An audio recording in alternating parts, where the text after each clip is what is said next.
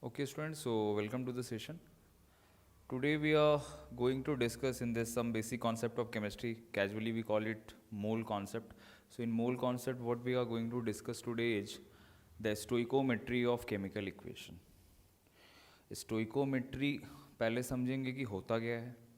Obviously chemical equation से related ये लग रहा है क्योंकि स्टोइकोमेट्री बोल रहा है केमिकल इक्वेशन के लिए.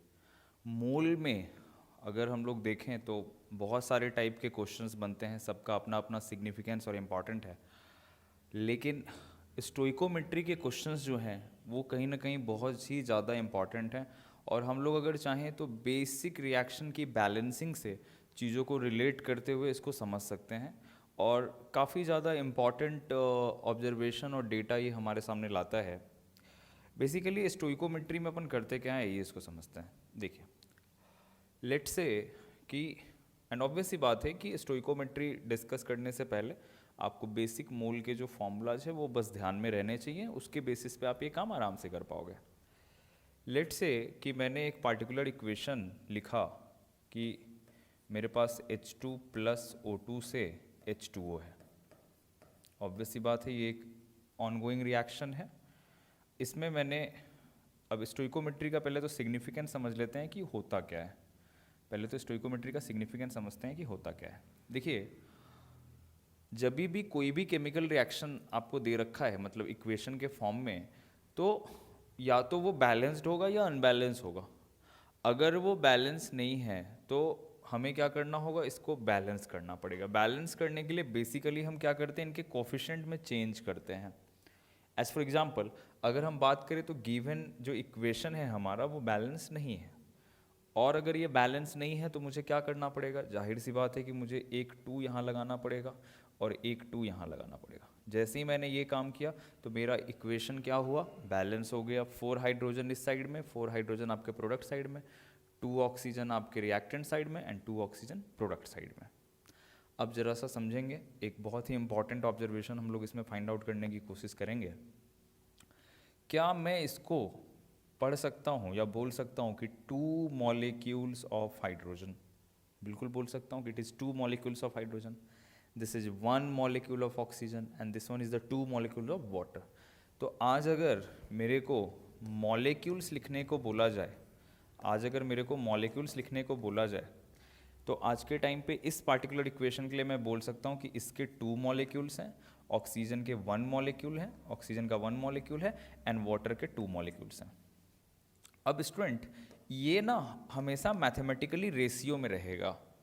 मतलब अगर आप इसमें से कोई भी एक कंपोनेंट को चेंज करेंगे तो बाकी के कंपोनेंट ऑटोमेटिकली एडजस्ट हो जाएंगे. एज फॉर एग्जाम्पल अगर लेट्स से कि मेरे को 2 मॉलिक्यूल्स ऑफ वाटर नहीं चाहिए, 4 मॉलिक्यूल्स ऑफ वाटर चाहिए, तो ऑब्वियसली हाइड्रोजन को भी 4 करना होगा और ऑक्सीजन को 2 करना होगा. तो मॉलिक्यूल से थोड़ी बात को अपन आगे बढ़ाते हैं. मॉलिक्यूल से अगर थोड़ा अपन आगे बढ़ाएं तो 2 की जगह पे मैंने क्या बोला कि आप अगर इसको 4 करेंगे तो अकॉर्डिंगली ये 2 हो जाएगा और ये अकॉर्डिंगली 4 हो जाएगा. ये तो बहुत ही बेसिक सी बात है, ये तो हमें इक्वेशन देख के पता चल रहा है. अगर आज मैं इसको 10 से मल्टीप्लाई करूं तो इसको भी 10 से मल्टीप्लाई करना पड़ेगा और यहाँ पे भी जो आउटकम मिलेगा वो 2 इंटू 10 मिलेगा. It is very clear. तो अब मैं क्या करता हूँ कि गिवन नंबर ऑफ जो मॉलिक्यूल्स हैं इनको Na से मल्टीप्लाई कर देता हूँ. 2 into Na, Na is the Avogadro number and ये हो गया आपका 1 into Avogadro number and then we have 2 into Na Avogadro number. क्या आज के टाइम पे ये जो क्वांटिटी है इसी को हम लोग चाहें तो मोल के टर्म्स में एक्सप्रेस कर सकते हैं कि अगर आपके पास 2 Na है तो 2 Na का मतलब क्या हुआ कि आपको मोल दे रखा है 2 मोल. तो मैं यहाँ से एक बड़ा ही इम्पॉर्टेंट ऑब्जर्वेशन मेरे सामने आया कि अगर मैं चाहूँ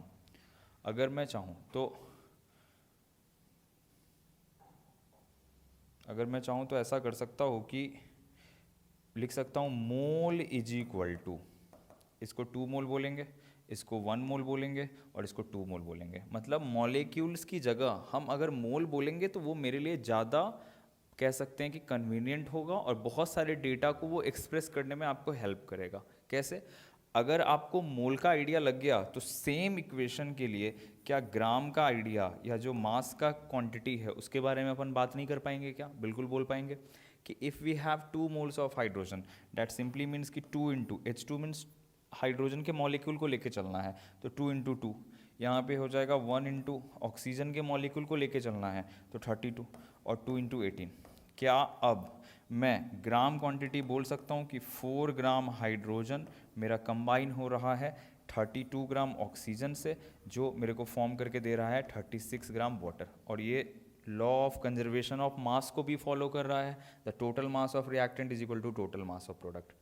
मेरा इसमें मेनली कहना ये है कि अगर हम इसके एप्लीकेशन की बात करें, सबसे इम्पॉर्टेंट बात जो ध्यान में रखना है वो ये है कि आप मॉलिक्यूल की बात करो या फिर मोल की बात करो या ग्राम की बात करो, ये हमेशा क्या रहेगा, एक फिक्स रेशियो में रहेगा। आप इसमें से कुछ भी चेंज करेंगे तो बाकी के जो टर्म्स हैं वो भी ऑटोमेटिकली रेशियो के अकॉर्डिंग ही चेंज होंगे। अगर मैंने यहाँ पे मोल में 2 की जगह 1 करा तो ये ऑटोमेटिकली हाफ हो जाएगा, ये 1 हो जाएगा। देन इन दैट केस अपन बोल पाएंगे कि 1 mole of hydrogen combines with half mole of oxygen and gives 1 mole of water. In the same way अगर अपन ग्राम क्वांटिटी में कुछ चेंजेस लाएं, एज फॉर एग्जाम्पल किसी ने कहा कि 4 ग्राम की जगह आप लेबोरेटरी में गए और आपको सिर्फ 2 ग्राम हाइड्रोजन मिला, only 2 gram hydrogen you have got, तो इससे आप कितना वाटर फॉर्म कर पाएंगे? तो एक्चुअली में इस 2 ग्राम के अकॉर्डिंग मुझे ऑक्सीजन को भी चेंज करना पड़ेगा। ऑक्सीजन मेरा जो हो जाएगा वो कितना हो जाएगा, 16 ग्राम, और फिर उसके हिसाब से इसको अगर चेंज करें तो ये हो जाएगा अपने को 18 ग्राम। तो law of conservation of mass को तो इसको नेक्स्ट इस वाले में भी फॉलो करना ही है। तो मेरा सिंपल ये कहना है कि आपको कहीं ना कहीं रेशियो को लेके चलना है, चाहे वो ग्राम की बात करे या मोल की बात करे या मॉलिक्यूल की बात करे, हमेशा आपस में जो रेशियो है उसको कोरिलेट करके अपन चलेंगे तो हमें एक्चुअल में डेटा मिलेगा। अब दिमाग में सवाल आता है कि क्या लिटरली ये लैब के डेटा को फॉलो करता है? बिल्कुल 100% एब्सोल्युटली फॉलो करता है कि अगर मैंने 2 ग्राम प्योर हाइड्रोजन को 16 ग्राम प्योर ऑक्सीजन से रिएक्ट कराया, then what I am going to get 18 gram of water. तो आज अगर मोल को चाहें तो मॉलिक्यूल से ग्राम से रिलेट कर दिया। इसी हिसाब से स्टूडेंट्स यहाँ पे अगर इनके स्टेट्स की बात करें तो हाइड्रोजन मेरा गैसियस फॉर्म में है, ऑक्सीजन मेरा गैसियस फॉर्म में है, बट जो वाटर है वो तो मेरा लिक्विड के फॉर्म में मिल रहा है। तो मैं यहाँ पे वॉल्यूम को रिलेट नहीं कर सकता, वॉल्यूम को रिलेट करने के लिए मेरे को सारे कंपोनेंट्स गैसियस फॉर्म में चाहिए। जैसे एक एग्जाम्पल देखते हैं तो समझ में आ जाएगा। मान लेते हैं कि मेरे पास एक पार्टिकुलर गिवन इक्वेशन है अमोनिया का फॉर्मेशन, जैसे कि N2 इससे H2 से रिएक्ट कराया तो क्या बना, ये हमारा अमोनिया बना NH3। तो मोल के लेके तो अपन क्लियर हो गए, मॉलिक्यूल को लेके भी क्लियर हो गए और साथ में ग्राम क्वांटिटी को लेके भी क्लियर हो गए। इस जगह पे अगर हम बात करें तो मेरा नाइट्रोजन गैस है, हाइड्रोजन भी गैस है और अमोनिया भी गैस के फॉर्म में मिल रहा है। सबसे पहले किसी भी गिवन रिएक्शन में आपको क्या करना पड़ेगा, आपको करना ये होगा कि उसकी स्टोइकोमेट्री को सेट करना होगा। ये जो नंबर्स आप लगाते हैं ना बगल में, इन्हीं को हम लोग बोलते हैं स्टोइकोमेट्रिक कोफिशिएंट, और स्टोइकोमेट्रिक कोफिशिएंट्स के अकॉर्डिंग हमारा मोल हो या मॉलिक्यूल हो या ग्राम क्वांटिटी हो एंड इवन अब तो वॉल्यूम की बात करेंगे, वो वेरिएशन शो करता है रिएक्शन के अंदर। इसी को बोलते हैं stoichiometry of a chemical equation, कि if any chemical equation you have so the balanced number, the stoichiometric coefficients are going to provide you the molar ratio, और मोलर रेशियो से हम ग्राम के रेशियो पे जा सकते हैं, मॉलिक्यूल के रेशियो पे जा सकते हैं। तो अगर मेरे पास नाइट्रोजन हाइड्रोजन से कंबाइन हो रहा है और अमोनिया बना रहा है, ऑब्वियसली रिएक्शन मेरा बैलेंस नहीं है। रिएक्शन को बैलेंस करने के लिए क्या करना पड़ेगा, डेफिनेटली अगर बात करें तो मुझे यहाँ पे 2 लगाना पड़ेगा, नाइट्रोजन बैलेंस हो गया, अब हाइड्रोजन को बैलेंस करने के लिए 3 लगाना पड़ेगा। तो मेरे को जो स्टोइकोमेट्रिक कोफिशिएंट्स लगाने पड़े वो कितने हैं, 1 यहाँ पे है, इस जगह पे 3 है, इस जगह पे 2 है। Now this stoichiometric coefficient is going to determine कि जो रिएक्शन है हमारा वो मोल के टर्म्स में, मॉलिक्यूल के टर्म्स में, ग्राम के टर्म्स में कैसे कोरिलेट होगा। नहीं तो मैं चाहूँ तो बोल सकता हूँ कि देखो यार, अगर तुम मोल की बात कर रहे हो तो डायरेक्ट बोल सकते हो कि 1 mole nitrogen combines with 3 mole of hydrogen and then it is going to give you 2 mole of ammonia. Molecules की बात करें तो आप सब में Na लगा दीजिए। अगर मोल की जगह पे मैं बोलूं कि सर मैं मॉलिक्यूल की बात करना चाहता हूं तो कोई बात नहीं, आपके 1 Na, ये 3 Na और ये आपका 2 Na। किसी ने कहा कि नहीं मैं ग्राम में रिलेट करना चाहता हूं कि मेरे को मास दीजिए इन टर्म्स ऑफ ग्राम। अगर मेरे को ग्राम क्वांटिटी की बात करें तो मोल से रिलेट करना पड़ेगा।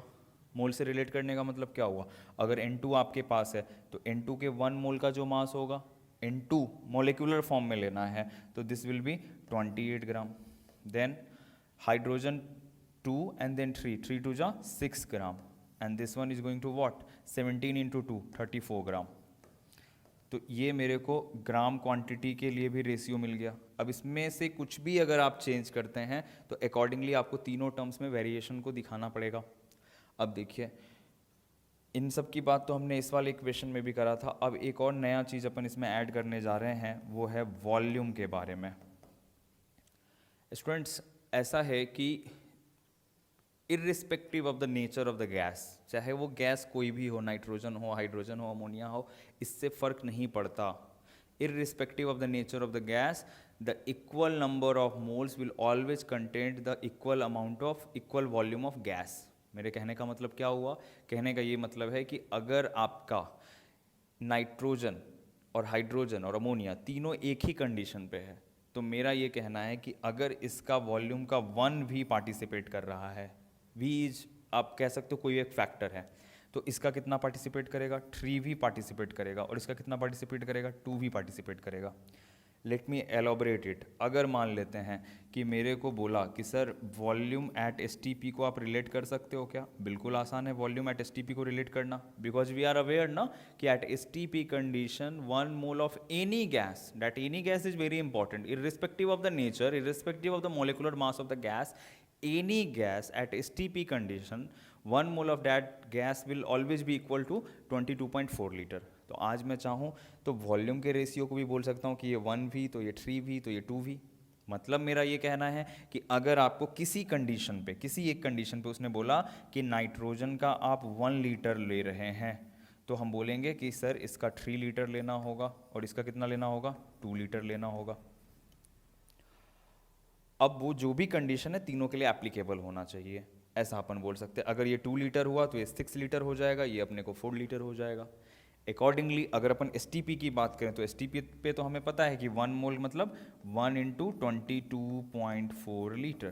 तो अगर ये 1 इंटू 22.4 लीटर है तो ये कितना हो जाएगा, 3 इंटू 22.4 लीटर। इस जगह पे ये कितना हो जाएगा, 2 इंटू 22.4 लीटर। बट ये कहानी अपन इससे पहले वाला जो इक्वेशन हमने देखा है इसमें अप्लाई नहीं कर सकते हैं, क्योंकि तीनों गैसियस फेज में नहीं है। तो फिर हमें किसी और डेटा से उसको फाइंड आउट करके तब रिलेट करना होगा, वो क्वेश्चन में अपन समझ लेंगे। लेकिन अगर आपके कंपोनेंट्स गैसियस फॉर्म में हैं, तीनों के तीनों गैसियस कंपोनेंट्स हैं, तो हमने वॉल्यूम को भी रिलेट कर दिया। तो अगर आप ये रिलेट करना सीख जाओगे तो आप मान के चलो कि स्टोइकोमेट्री के क्वेश्चंस काफ़ी ज़्यादा इजी हैं। फिर अब ऑब्वियस सी बात है इनके एप्लीकेशंस हैं, उसके बेसिस पे अपन बात करेंगे। ये अपना स्टोइकोमेट्री है।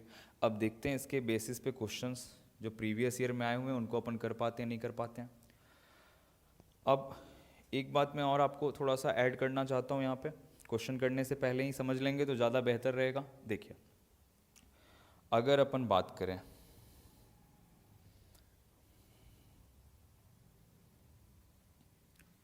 क्वेश्चन से पहले, मैंने आपको स्टोइकोमेट्री बताया, क्वेश्चन से पहले हम लोग एक बात और समझ लेते हैं जो कॉन्सेप्ट बड़ा इंपॉर्टेंट है।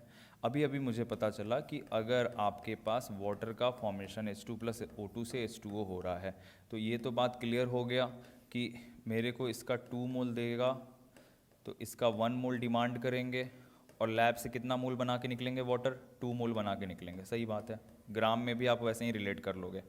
मैं मोल में समझा देता हूँ, आप ग्राम में और मॉलिक्यूल्स वगैरह सब में कोरिलेट खुद से कर सकते हो। मेरा ये कहना है, केस फर्स्ट लेते हैं।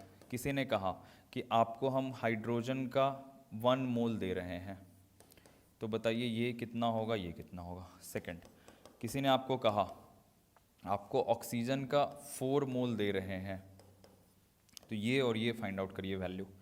किसी ने आपको कहा थर्ड वन कि आपको वाटर हाफ मोल बना के निकलना है, तो इसके और इसके कितने मोल्स लेने होंगे। एंड द लास्ट केस, आपको किसी ने कहा कि आपको हाइड्रोजन का 3 मोल दे रहे हैं, आपको हाइड्रोजन का 3 मोल दे रहे हैं, और इसके लिए जो ऑक्सीजन है उसका 2 मोल दे रहे हैं, उसका 2 मोल दे रहे हैं, तो बताइए कि ये कितना फॉर्म करेगा। ऐसा दे दिया। अब जरा सा समझने की कोशिश करते हैं इसको। देखिए, एक बहुत ही ज़्यादा इंपॉर्टेंट कॉन्सेप्ट है जो स्टोइकोमेट्री में हमें ध्यान रखना है। ये तो रेशियो के अकॉर्डिंग हो जाएगा। 1 मोल दिया तो सर इसको हाफ करा है तो इसको हाफ मोल कर देंगे और इसको 1 मोल कर देंगे, ये कोई भी बता देगा। आपने 1 से 4 करा, 4 टाइम्स बढ़ाया ऑक्सीजन को, तो ये भी 4 टाइम्स बढ़ जाएगा। बोलेंगे कि सर आपको 8 मोल हाइड्रोजन लेना पड़ेगा and then you are going to get what, 8 mole of water. किसी ने कहा था कि सिर्फ हाफ मोल वाटर आप बनाइए, तो अगर हाफ मोल वाटर सिर्फ मुझे फॉर्म करना है तो हाफ मोल वाटर के हिसाब से इसको आपने क्या करा है, 2 से सीधा 1/2 कर दिया, मतलब 4 से डिवाइड करा है। तो इसको मैं कितना कर दूं, 1/4 मोल कर दूं, या फिर इसको कितना कर दूं, इसको फिर से 1/2 मोल कर दूं। आप चाहें तो ये रिलेशन भी देख सकते हैं या फिर ऐसे भी देख सकते हैं कि इसका ये हाफ है फिर इसका ये डबल है, तो ऑब्वियसली आप इससे भी रिलेट कर पा रहे हो। अब ये जो केस है स्टूडेंट, इस पे मैं स्टार मार्क लगा रहा हूँ, ये थोड़ा सा और अच्छे से समझने की ज़रूरत है हमें। आप एक बात समझिए, अगर मान लेते हैं, एक काम करो यहाँ पे ऐसा कर लेते हैं अपन, जस्ट अ मिनट,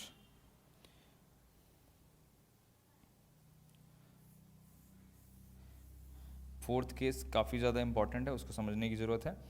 देखिए, अगर मान लेते हैं कि मेरे को बोला कि आप इसका 2 मोल ले लो और इसका आप ऐसा करो कि 5 मोल ले लो, और फिर बताओ कि ये कितना फॉर्म करेगा। ऐसे क्वेश्चंस बड़े इंपॉर्टेंट हो जाते हैं जब हमें एक डेटा अगर वो 5 मोल देता तो इससे भी मैं फाइंड आउट कर सकता था, अगर उसने सिर्फ 2 मोल ऑक्सीजन दे रखा होता तब भी मैं फाइंड आउट कर सकता था।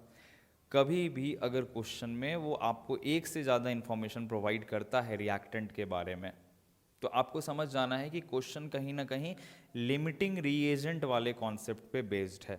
ये क्या मामला है, आइए समझते हैं जरा सा। देखिए, इन्होंने क्वेश्चन में ये दे रखा है और ये फाइंड आउट करना है। पहले क्वेश्चन में सिर्फ एक फैक्टर देता था, 2 हमने फाइंड आउट करा।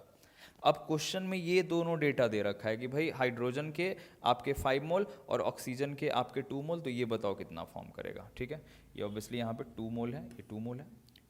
देखिए, अगर मेरे को 1 मोल से 2 मोल आपने करा है, आपने 1 मोल ऑक्सीजन से अगर 2 मोल ऑक्सीजन करा है, तो मुझे इस 2 मोल के अकॉर्डिंग ये कितना चाहिए, ये 4 मोल चाहिए था। सो एक्चुअली जो रिएक्शन प्रोसीड करेगा वो ऐसे करेगा कि अगर आप इसका 2 मोल लेते हो तो इसका सिर्फ 4 मोल ही चाहिए, और फिर ये 4 है तो ये 2 है, तो उसके अकॉर्डिंग ये कितना बन जाएगा, ये 4 मोल बन जाएगा। बट क्वेश्चन ने हमें जानबूझ के 5 मोल दिया है, मतलब उसने 1 मोल एक्स्ट्रा आपको दे दिया। ऐसे केस में हम बोलेंगे कि ये 1 मोल मेरे पास एक्स्ट्रा है, मतलब कंटेनर में है, लेकिन वो 1 मोल जो एक्स्ट्रा है वो रिएक्शन में पार्टिसिपेट नहीं करेगा। 5 मोल 2 मोल लेकर के अगर आप रिएक्शन कराएंगे तो रिएक्शन तो अपने स्टोइकोमेट्री के अकॉर्डिंग होके 4 मोल वाटर आपको प्रोवाइड कर देगा, 4 मोल वाटर प्रोवाइड कर देगा, but at the end 4 mole water के साथ साथ what you are going to get, that extra remaining part of hydrogen, that is 1 mole extra है हाइड्रोजन का, वो भी मिलेगा। अब ये 2 मोल पूरा कंज्यूम हो गया, इस 2 मोल के अकॉर्डिंग इसमें से 4 मोल कंज्यूम हो गया। अब मुझे ज़रा एक बात बताइए, अगर ये अमाउंट ज़्यादा होता, अगर ये अमाउंट ज़्यादा होता, इतना ज़्यादा कि 5 मोल को कंज्यूम करा सके, तो फिर हमारा जो वाटर का अमाउंट है वो कुछ डिफरेंट होता। तो कभी भी जो कंपोनेंट कंप्लीटली कंज्यूम हो जाता है ऐसे केस में कि एक तो कंप्लीटली कंज्यूम हो गया, ये कंप्लीटली कंज्यूम हो गया और इसका एक्स्ट्रा इतना बच गया, तो जो कंपोनेंट, जो पार्टिसिपेटिंग रिएक्टेंट कंप्लीटली कंज्यूम हो जाया करे, उसको आप बोलेंगे कि ये क्या है, ये हमारा लिमिटिंग रिएजेंट है। लिमिटिंग बोलने के पीछे रीजन ये है कि तुम्हारी कमी के कारण आज ये 1 मोल एक्स्ट्रा बच गया है, अगर तुम एक्स्ट्रा होते तो शायद इसको कंज्यूम करा पाते। Is date okay? सो आपसे ऐसे क्वेश्चंस भी किए जाते हैं स्टोइकोमेट्री वाले केस में, जिसमें कि आपको amount of product, amount of reactant, इन सब पे जो डिस्कशन करेगा ही करेगा। अपार्ट फ्रॉम दैट जो आपके रिमेनिंग पार्ट्स हैं या लिमिटिंग रिएजेंट है उसके बारे में पूछेगा। तो जिसका रिमेनिंग पार्ट बच जाता है वो लिमिटिंग रिएजेंट नहीं होता। द कंपोनेंट और the participating reactant whose the whole concentration get consumed during a reaction, that is the limiting reagent। तो हम कहेंगे इस रिएक्शन में, इस वाले केस में कौन है लिमिटिंग रिएजेंट? ऑक्सीजन है हमारा लिमिटिंग रिएजेंट। अब क्वेश्चंस करेंगे तो हमारी अंडरस्टैंडिंग और बेहतर हो जाएगी। आइए अब क्वेश्चंस की तरफ चलते हैं। देखिए, ये अपने को नीट में आया हुआ क्वेश्चन है, 2009 में इन्होंने पूछा है। देखिए, बहुत ही बेसिक सा बात है यार इसमें। इन्होंने कहा क्या कि 10 gram of hydrogen and 64 gram of oxygen were filled in a still vessel and exploded. Amount of the water produced in this reaction। बहुत ही जाहिर सी बात है कि इस वाले केस में मेरे को जो रिएक्शन है वो यही है कि H2 + O2 से H2O बन रहा है। जैसे ही ये रिएक्टेंट के अमाउंट और प्रोडक्ट के अमाउंट को कोरिलेट करने लग गया, मैं समझ गया कि ये जो क्वेश्चन है किस टाइप का है, ये आपके स्टोइकोमेट्री का क्वेश्चन है। तो हमें इक्वेशन को बैलेंस कर लेना चाहिए। तो यहाँ 2 लगाया, यहाँ 2 लगाया। मोल अपन पहले ही लिख के बैठ जाते हैं कि इसके 2 मोल पार्टिसिपेट करेंगे 1 मोल ऑक्सीजन से और 2 मोल वाटर प्रोवाइड करेगा। अब क्वेश्चन पे आइए।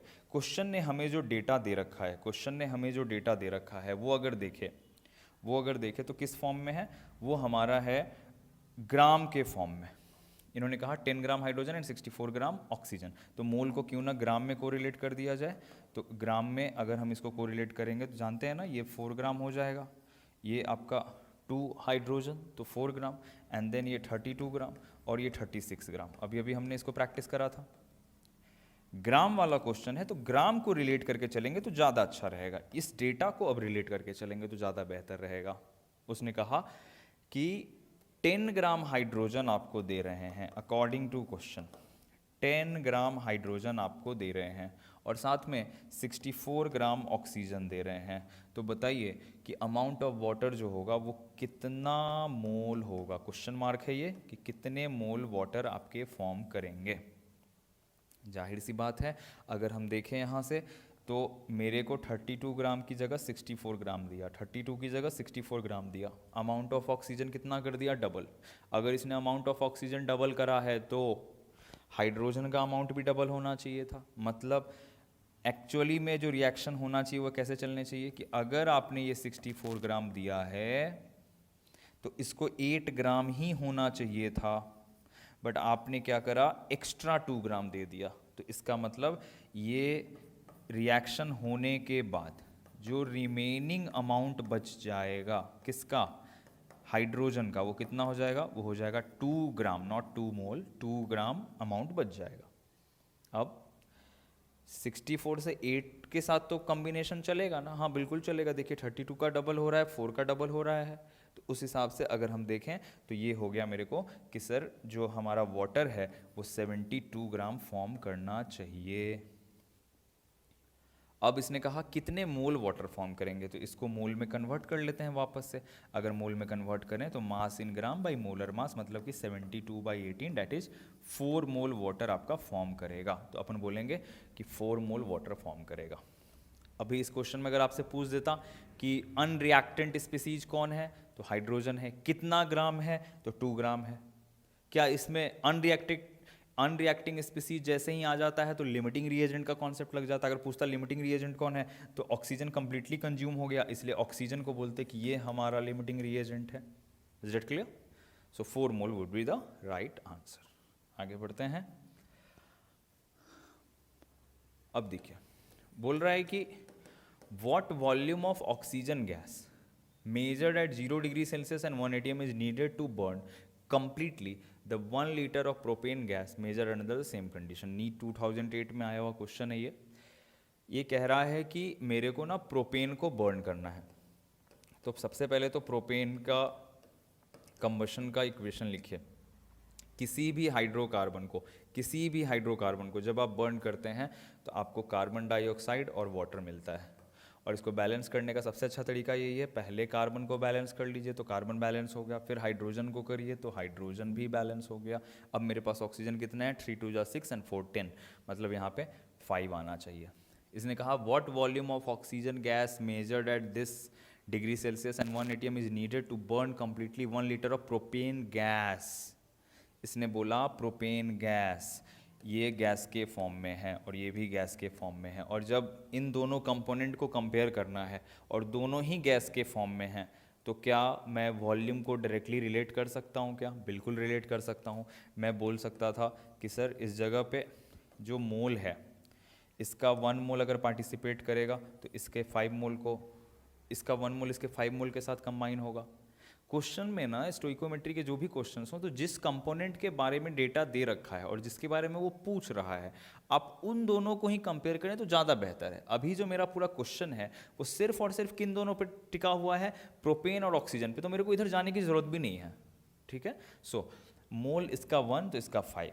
तो अगर वॉल्यूम की बात करें तो मैं बोल सकता था ना कि अगर इसका 1 भी वॉल्यूम पार्टिसिपेट करेगा तो इसका 5 भी वॉल्यूम पार्टिसिपेट करेगा। इन्होंने कहा कि हम आपको same condition 0 degree Celsius and 1 atm pressure पे 1 लीटर प्रोपेन को बर्न करने की बात कर रहे हैं। मतलब इन्होंने बोला कि आप 1 भी जो बोल रहे हो ना, इसको आप 1 लीटर ले लो, तो वॉल्यूम का रेशियो क्या है, 1:5। तो अगर ये 1 लीटर है तो ऑक्सीजन मेरे को कितना चाहिए, 5 लीटर चाहिए। दोनों गैस थे इसलिए मैं वॉल्यूम को कंपेयर कर सका। अगर एक सॉलिड होता, एक लिक्विड होता, या एक सॉलिड होता एक गैस होता, तो मैं मोल को कंपेयर कर पाता, ग्राम को कंपेयर कर पाता, लेकिन वॉल्यूम को रिलेट नहीं कर पाता। इस जगह पे वॉल्यूम को आराम से रिलेट कर सकते हैं, और हमारा जो आंसर हो जाएगा वो हो जाएगा 5 लीटर की। अगर आपको ये प्रोपेन को कंप्लीटली बर्न करना है तो 5 लीटर ऑक्सीजन आप लेके आइए। तो ये नीट 2008 का क्वेश्चन। अब आगे बढ़ते हैं हम लोग। हाँ, जेई में एनवी टाइप का एक क्वेश्चन है जो 2020 में आया हुआ है। जेई का क्वेश्चन है ये, दोनों नीट के क्वेश्चन थे, ये जेई का है। The mass of ammonia in grams produced when 2.8 kg of dinitrogen quantitatively reacts with 1 kg of dihydrogen is.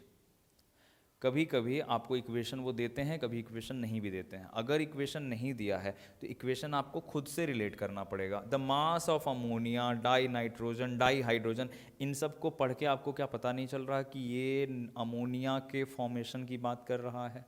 और अमोनिया के फॉर्मेशन की बात अगर कर रहा है तो हम लोग क्या बोलेंगे कि N2 gas plus H2 gas, it is going to form what, ammonia gas, NH3 gas. Stoichiometry को थोड़ा सही कर लेते हैं। N2 है, यहाँ नाइट्रोजन एक ही है तो 2 लगाएंगे और इस जगह पे 3 लगा देंगे। मेरे को मोल तो मिल गया यार, बाकी बात बाद में करेंगे, पहले तो मोल लिख देते हैं कि मोल कितना मिला। इसका 1 मोल तो इसका 3 मोल तो इसका 2 मोल। अब क्वेश्चन इशारा किस तरफ कर रहा है? क्वेश्चन ने तो आपको मोल के टर्म्स में बात करने को नहीं बोला है। क्वेश्चन ने तो कहा कि आप ग्राम में बात करो या केजी में बात करो, 2.8 kg and 1 kg। Now students, यहाँ से मैं केजी पे तो डायरेक्ट नहीं जा सकता, बट ग्राम में बोल सकता हूँ ना कि 1 मोल नाइट्रोजन है, इसका मतलब ये 28 ग्राम है। अगर ये 3 मोल हाइड्रोजन है तो ये 6 ग्राम है, और ये 2 × 17 34 ग्राम है। तो ग्राम में मैं बात कर सकता हूँ। अब आप ज़रा समझिएगा, अगर ये 28 ग्राम, ये 6 ग्राम, ये मैंने कहा कि ये मास है आपका, ये जो है ये मास है। ऊपर में मोल है, ऊपर में मोल है और नीचे में ये मास है, मास इन ग्राम। अब आप एक बात बताओ, क्या मास भी फिक्स रेशियो में चलता है क्या? जो मास का रेशियो है वो फिक्स रहेगा क्या? बिल्कुल, रेशियो हमेशा मेंटेन रहेगा। तो मैं आज के टाइम पे अगर सबको 1000 से डिवाइड कर दूं तो आज के टाइम पे मैं ये भी तो बोल सकता हूँ ना कि 28 ग्राम, 6 ग्राम, 34 ग्राम है, तो इसको एज इट इज मैं चाहूँ तो लिख सकता हूँ कि सर 28 kg कर लो आप। अगर सबको 1000 से मल्टीप्लाई कर दिया तो, सॉरी, सबको अगर मल्टीप्लाई कर दिया तो 28 kg, इसको 6 kg बोल सकते हैं, और इसको कितना बोल सकते हैं, 34 kg बोल सकते हैं। तो ग्राम से आप kg में आ गए। किसी ने कहा होता कि 28 मिलीग्राम लिया तो 6 मिलीग्राम, 34 मिलीग्राम, ऐसा कर सकते थे आप। अब इसने, क्वेश्चन ने क्या बोला है? बोला है 2.8 kg अकॉर्डिंग टू क्वेश्चन। हमें 228 से 2.8 kg लेना है, तो जाहिर सी बात है आपने मास में 10 से डिवाइड करा है, तो ये कितना हो जाएगा, ये 0.6 kg हो जाएगा उसके अकॉर्डिंग, और ये कितना हो जाएगा, ये 3.4 kg हो जाएगा इसके अकॉर्डिंग। किसी भी कैलकुलेशन में बस रेशियो का हमें ध्यान रखना है। अल्टीमेटली अगर बात करें तो पूछ रहा था mass of ammonia in grams, mass of ammonia आ गया 3.4 kg, जो मास ऑफ अमोनिया है वो आ गया, मास ऑफ अमोनिया मतलब NH3 वो आ गया अपने को 3.4 kg। ग्राम में पूछा है तो ग्राम का मतलब हो गया 3.4 इंटू 1000 मतलब 3400 ग्राम। तो इतना ग्राम अमोनिया प्रोड्यूस होगा अगर हम इतना kg डाई नाइट्रोजन और 1 kg डाई हाइड्रोजन को रिएक्ट कराते हैं। तो इज डेट ओके? सो आप देख पा रहे हैं कि कैसे सिर्फ इक्वेशन को बैलेंस करके हम इतने इंपॉर्टेंट इंफॉर्मेशन को निकाल पा रहे हैं, राइट? नाउ एक और क्वेश्चन देख लेते हैं जो JEE 2016 में आया हुआ है। देखिए बहुत ही ज़्यादा इंपॉर्टेंट, और आप कह सकते हैं कि जितने क्वेश्चंस अभी अपन ने प्रीवियस में करे हैं उससे थोड़ा सा अच्छे लेवल का ये क्वेश्चन है। ओके, इसमें थोड़ा सा आपको अलर्ट होकर सॉल्व करना पड़ेगा। 5 litre of an alkane requires 25 liter of oxygen for its complete combustion if all volumes are measured at constant temperature and pressure the alkane is। देखिए आप ना अगर प्रीवियस ईयर क्वेश्चंस देखेंगे जेई और NEET के, तो अननोन हाइड्रोकार्बन पे based questions बहुत बार फ्रिक्वेंटली पूछे गए हैं। इवन स्टेट लेवल के एग्जामिनेशंस में भी ऐसे क्वेश्चंस बहुत बार पूछे गए हैं। तो एक टाइप ऐसा कर लेंगे तो हमारा कॉन्सेप्ट बिल्डअप हो जाएगा। कोई अल्केन है, वी आर नॉट अवेयर, इन्होंने ऑप्शंस दे दिया आइसोब्यूटेन, इथेन, ब्यूटेन, प्रोपेन, उसने कहा कोई अल्केन है।